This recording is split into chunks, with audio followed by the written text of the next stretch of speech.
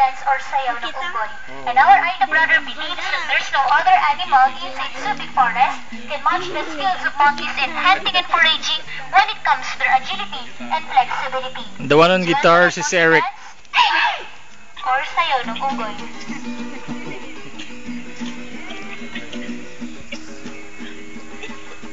Okay, so that is the highlights of their monkey dance.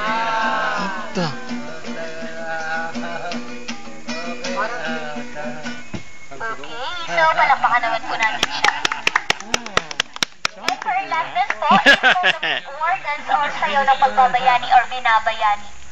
And whenever there is dispute between tribes, they are usually sending their young men in battle. But before sending them, they are doing this ritual to ask guidance from their god Abu Namalyari to give them a victorious fight and a peaceful solution over dispute. And they do believe po that the best dancer will be the best warrior or fighter for their tribe.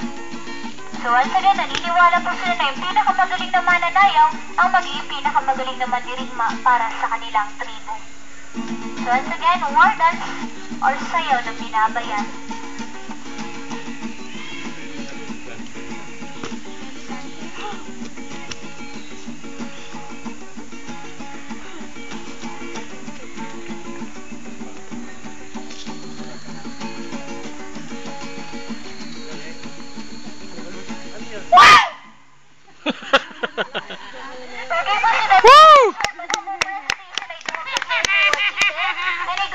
Na-appreciate natin yung kultura ng ating mga Aida brothers. So let's give them a big round of applause.